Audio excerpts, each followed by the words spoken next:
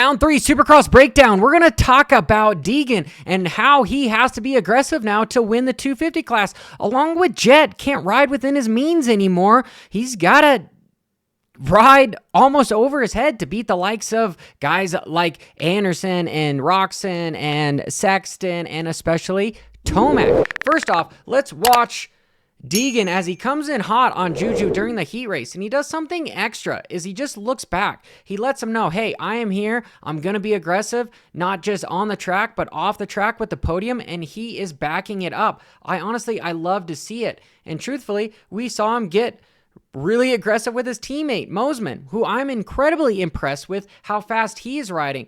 Look at how he comes to the inside, and look at those titanium foot pegs, how they are leaving sparks. But he almost pushes his teammate more than Juju. Except for, that would have been something to talk about at the pits, at the truck, if he was to knock him over. But it's just something that Deegan is having to do now. He's got to display dominance in the 250 class so that when he is behind you and you want to be nervous, and that's what he wants you to do.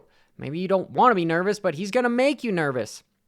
And how he made a mistake, which almost cost him the entire night, was this triple before the finish line. And we can see what happens here. As he cases it, he somehow walks away from it, but let's break it down.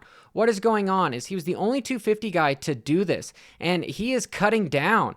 Right? He is getting in some of those ruts. He's cutting down. And to seat bounce this, you've got to be straight up and down. Except for that motorcycle is not at a 90. It is spinning out just briefly. And that was just enough to make the lift not what he needed. So therefore, he ends up casing it. And what does he do to save himself? Well, right there, boom, hits that rear brake and dives that front wheel down so that he can case the Goliath, the mammoth of a landing to make sure it doesn't kill him. Yes, it's backwards thinking. You think if you're going to case something, you lift that front wheel up, but you don't have Supercross suspension. Supercross suspension is incredibly specific for this type of impact. So these guys, you'll see them dive their front wheel down, take the brunt of it with the front end so that they don't get kicked. If that front wheel was up and they case these sharp jumps, boom, they're over the bars.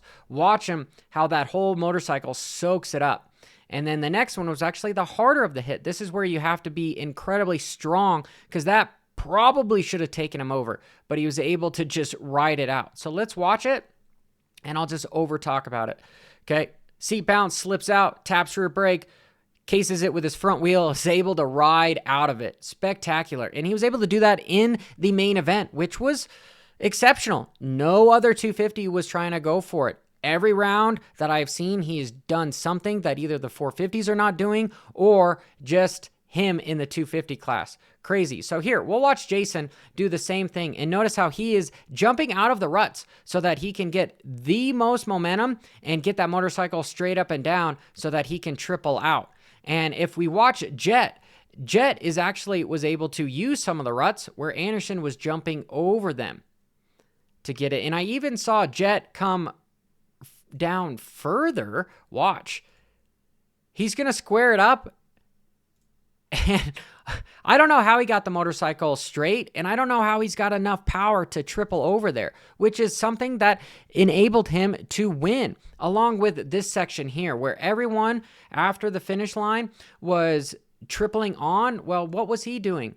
He was quadding and then tripling. The only guy of the entire night that was doing that. And we'll watch. Comes out, seat bounces. Notice, he hits that rear brake as well. Get that front wheel down so that he's hitting the ground with both wheels. Again, that's what you want to do. You don't want so much of this action because you case a tabletop like that, boom, you're going to go over. He does it just so beautifully and minute where both wheels are touching almost at the same time, which is spectacular. Something that you need to watch out for. And that's just something that makes him exceptional. Not to mention in the main event, he was on that same triple, was able to go triple, when the track was greasy. It's just one of those things that enables Jett to just be a little bit better than everyone everywhere. But he was also making some mistakes, and I'll get into that. Tomac, however, his crazy-ass sideways action on the start is really what made him get a bad start, and he had to come through the pack. But he was the only guy also to do the same section where he was like triple,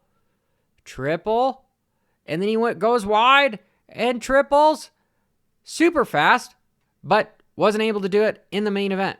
And I say Jett has to somewhat ride over his head to beat these guys. It's a little bit because of the track, but watch as he lands off this triple.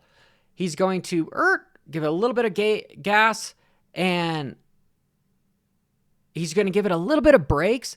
Then he's just going to accelerate. Boom. He starts accelerating way back here. Lands. Gets off.